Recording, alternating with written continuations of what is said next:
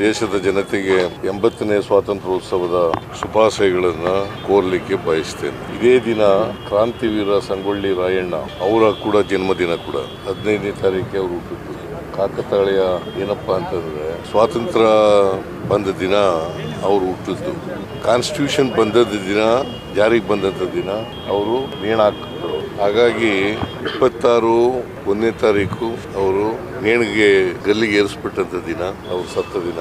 ಮತ್ತೆ ಅವರು ಹುಟ್ಟಿದ್ದು 15ನೇ ತಾರೀಕು, ಆಗಸ್ಟ್ 15ನೇ ತಾರೀಕು. ಹಾಗಾಗಿ ಕ್ರಾಂತಿವೀರ ಸಂಗೊಳ್ಳಿ ರಾಯಣ್ಣ ದೇಶ ಪ್ರೇಮ ಮತ್ತು ಸ್ವಾತಂತ್ರ್ಯಕ್ಕಾಗಿ ಹೋರಾಟ ಮಾಡಿದ್ದು. ಮತ್ತೆ ಕಿತ್ತೂರು ರಾಣಿ ಚೆನ್ನಮ್ಮನವರ ಬಂಟ, ಅವರ ಅಂಗರಕ್ಷಕ ವಿಭಾಗದಲ್ಲಿ ಮುಖ್ಯಸ್ಥನಾಗಿದ್ದಂಥವ್ರು ಸಂಗೊಳ್ಳಿ ರಾಯಣ್ಣ. ನಾನು ಮುಖ್ಯಮಂತ್ರಿ ಆಗಿರುವಾಗ 2013ರಿಂದ 18 ಮುಖ್ಯಮಂತ್ರಿ ಆಗಿರುವಾಗ ಸಂಗೊಳ್ಳಿ ರಾಯಣ್ಣವರು ಹುಟ್ಟಿದಂಥ ಸ್ಥಳ ಸಂಗೊಳ್ಳಿ, ಅಲ್ಲಿ ಸರ್ಕಾರದಿಂದ 125 ಎಕರೆ ಜಮೀನು ಕೊಟ್ಟು ಸಂಗೊಳ್ಳಿ ರಾಯಣ್ಣವರ ಹೆಸರಿನಲ್ಲಿ ಒಂದು ಸೈನಿಕ ಶಾಲೆಯನ್ನ ಮಾಡಿದ್ದೇವೆ. ಜೊತೆಗೆ ಒಂದು ಮ್ಯೂಸಿಯಂ ಕೂಡ ಮಾಡಿದ್ದೇವೆ. ಅವ್ರನ್ನ ಬ್ರಿಟಿಷ್ನವರು ವಿರುದ್ಧ ಹೋರಾಟ ಮಾಡ್ತಾರೆ. ಕಿತ್ತೂರು ರಾಣಿ ಚೆನ್ನಮ್ಮ, ಸಂಗೊಳ್ಳಿ ರಾಯಣ್ಣವರು ಪ್ರಮುಖವಾದಂಥ ಪಾತ್ರ ವಹಿಸ್ತಾರೆ. ಅವರು ಸಂಗೊಳ್ಳಿ ರಾಯಣ್ಣ ಕಿತ್ತೂರು ರಾಣಿ ಚೆನ್ನಮ್ಮನವರು ಬಂಧನ ಆದಮೇಲೆ ಇವರು ತಪ್ಪಿಸ್ಕೊಂಡು ಅಲ್ಲಿಂದ ಕಾಡಿನಲ್ಲಿ ವಾಸ ಮಾಡ್ಕೊಂಡು ಅವ್ರದೇ ಆದಂಥ ಒಂದು ಸೈನ್ಯ ಕಟ್ಟಿಕೊಂಡು ಬ್ರಿಟಿಷ್ನವರಿಗೆ ಚಳ್ಳೆ ಹಣ್ಣು ತಿನ್ನಿಸ್ತಕ್ಕಂಥ ಕೆಲಸವನ್ನು ಮಾಡ್ತಾರೆ.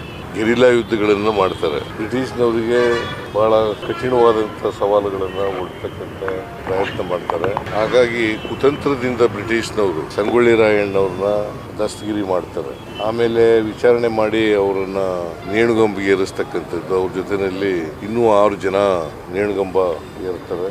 ಮತ್ತೆ ಇನ್ನೂ 6 ಜನರಿಗೆ ಅವರಿಗೆ ಶಿಕ್ಷೆ ಕೊಡ್ತಾರೆ. ಸೊ ಸಂಗೊಳ್ಳಿ ರಾಯಣ್ಣ ದೇಶಕ್ಕಾಗಿ ತ್ಯಾಗ ಮಾಡಿರ್ತಾರೆ, ದೇಶಕ್ಕೋಸ್ಕರ ಪ್ರಾಣ ತೆತ್ತಿರ್ತಾರೆ. ಅಂಥವರ ಜನ್ಮದಿನ ಇವತ್ತು. ಜನ್ಮದಿನದ ರಾಜ್ಯದ ಜನ್ಮದಿನ ಶುಭಾಶಯಗಳನ್ನು ಏರಿ ಆಮೇಲೆ ನಂದಿಗಡ ಅವನ್ನ ನೇಣಾಕದಂಥ ಜಾಗ, ಅಲ್ಲಿ ಇವತ್ತು ಕೂಡ ಜನ ಹೋಗ್ತಾರೆ. ಸಂಗೊಳ್ಳಿ ರಾಯಣ್ಣನ ಶಾಲೆ ಮಾಡಿರ್ತಕ್ಕಂಥದ್ದು ನಮಗೆ ಅದು ಒಂದು ಶೈಕ್ಷಣಿಕ ಮತ್ತು ಸಾರ್ವತ್ರಿಕ ಜನ ಹೋಗ್ತಕ್ಕಂಥ ಜಾಗ. ಅದು ಹೋಗ್ಲಿ ಅಂತಲೇ ನಾವು ಮಾಡಿರ್ತಕ್ಕಂಥದ್ದು. ಇವತ್ತು ಎಷ್ಟು ಜನ ವಿದ್ಯಾರ್ಥಿಗಳಿದ್ದಾರೆ? 560 ಜನ ದೇಶದ ಅನೇಕ ಭಾಗಗಳಿಂದ ಬಂದು ಅಲ್ಲಿ ಸೈನಿಕ ಶಾಲೆಯಲ್ಲಿ ಕಲಿತಾರೆ. ಒಂದು ಏನಪ್ಪ ಅಂತಂದರೆ ಸಂಗೊಳ್ಳಿ ರಾಯಣ್ಣವರಿಂದ ಪ್ರೇರಣೆ ಆಗಬೇಕಾಗಿತ್ತು. ದೇಶ ಪ್ರೇಮ, ತ್ಯಾಗ, ಬಲಿದಾನ, ದೇಶಕ್ಕೋಸ್ಕರ ಅವರು ಭಾಳ ವರ್ಷ ಬದುಕಿರಲಿಲ್ಲ, ಸುಮಾರು 35 ವರ್ಷ ಬದುಕಿರಲಿಲ್ಲ. ಅಷ್ಟರಲ್ಲಿ ದೇಶಕ್ಕೋಸ್ಕರ ಕಿತ್ತೂರನ್ನ ಸ್ವತಂತ್ರಗೊಳಿಸ್ಲಿಕ್ಕೋಸ್ಕರ ಹೋರಾಟ ಮಾಡ್ತಾರೆ. ಸೊ ಅಂತ ಕ್ರಾಂತಿವೀರ ಸಂಗೊಳ್ಳಿ ರಾಯಣ್ಣ. ಸೊ ಅವ್ರನ್ನ ಸ್ಮರಣೆ ಮಾಡ್ಕೊಳ್ತಕ್ಕಂಥ, ಅವರಿಂದ ಸ್ಫೂರ್ತಿಯನ್ನು ಪಡ್ಕೊಳ್ತಕ್ಕಂಥ ಕೆಲಸವನ್ನು ಇವತ್ತು ಎಲ್ಲ ಯುವಕರು, ವಿಶೇಷವಾಗಿ ಯುವ ಸಮೂಹ ಮಾಡಬೇಕು ಅಂತ ಹೇಳಿ ಆಗತ್ತೆ ಹೇಳ್ತಾ ಅವರಿಗೆ ರಾಜ್ಯದ ಎಲ್ಲ ಜನರಿಗೆ ಹಬ್ಬದ ಶುಭಾಶಯಗಳನ್ನು ಕೋರಿ ನಾನು ಕೂಡ ಇವತ್ತು ಮಾಲಾರ್ಪಣೆ, ಪ್ರತಿ ವರ್ಷ ಮಾಲಾರ್ಪಣೆ ಮಾಡ್ತೇನೆ, ಇವತ್ತು ಕೂಡ ಮಾಡಿದ್ದೇನೆ. ಅವರು ಸ್ಮರಿಸ್ಕೊಳ್ತಿದ್ದಾರೆ. ಸರ್, ರಾಜಕಾರಣದಲ್ಲಿ ಸಿದ್ದರಾಮಯ್ಯನವರು ಸೈಲೆಂಟ್ ಆಗಿಬಿಟ್ಟಿದ್ದಾರೆ ಅನ್ನೋಂಥ ಮಾತುಗಳು, ಚರ್ಚೆಗಳಿದ್ದಾವೆ. ನೀವು ಸೈಲೆಂಟ್ ಆಗಿದ್ದೀರಾ ಸರ್? ಸೈಲೆಂಟ್ ಆಗಿಲ್ವಲ್ಲ, ಮಾತಾಡಲ್ಲ ಜಾಸ್ತಿ ಅಷ್ಟೇ. ಹಾಗಂತೇಳಿ ಸೈಲೆಂಟ್ ಆಗಿದ್ದೀನಿ. ಈಗ ಸಂಗೊಳ್ಳಿ ರಾಯಣ್ಣವರ ಪ್ರತಿಮೆಗೆ ಹೂನಾರ ಹಾಕರು ಸೈಲೆಂಟ್ ಆಗಿರೋರ? ನಿನ್ನೆ ಅಸೆಂಬ್ಲಿಗೆ ಹೋಗಿದ್ದೆ, ಸೈಲೆಂಟ್ ಆಗಿರೋರ? ಮೊನ್ನೆ ಪುಸ್ತಕ ಬಿಡುಗಡೆ ಮಾಡಿದ್ರೆ ಸೈಲೆಂಟ್ ಆಗಿರೋದು. ಆದರೆ ಸಿದ್ದರಾಮಯ್ಯನವರು ಸೈಲೆಂಟ್ ಆಗಿದ್ದಾರೆ ಅನ್ನೋದು ಮಾತಾಡೋದಕ್ಕಿಂತ ಸೈಲೆಂಟ್ ಆಗಿದ್ರೇನೆ ತುಂಬ ಯೋಚನೆಗಳನ್ನು ಮಾಡ್ತಾ ಇರ್ತಾರೆ ಅನ್ನುವಂತಹ ಮಾತು ಕೂಡ ರಾಜಕೀಯ ವಲಯದಲ್ಲಿದೆ ಸರ್. ಹಾಗೇನಿಲ್ಲ, ನಾನು ಈಗ ಮುಖ್ಯಮಂತ್ರಿ ಅಲ್ಲ. ಮುಖ್ಯಮಂತ್ರಿ ಅಲ್ಲದೆ ಇರೋದ್ರಿಂದ ಮುಖ್ಯಮಂತ್ರಿ ಆಗಿದ್ದಾಗ ಈ ರಾಜ್ಯದ ಜವಾಬ್ದಾರಿ, ಈಗ ಜವಾಬ್ದಾರಿ ಇಲ್ಲ. ಶಾಸಕ ಬರೀ ನಾನು ಶಾಸಕ.